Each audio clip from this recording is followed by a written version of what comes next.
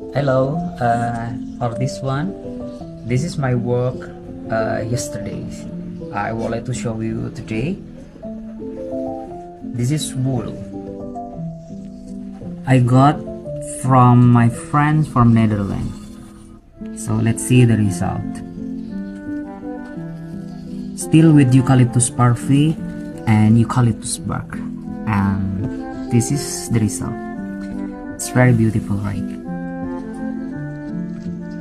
The bark prints very beautifully, and also the parvy.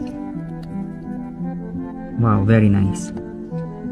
You can see I overlaid the bark and the parvy, and let's see.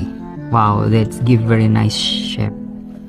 For this, the leftover or the waste of the parvy, I never throw this because I will use it for another prints on silk or cellulose, because this eucalyptus can print like second or third time and it's still very nice.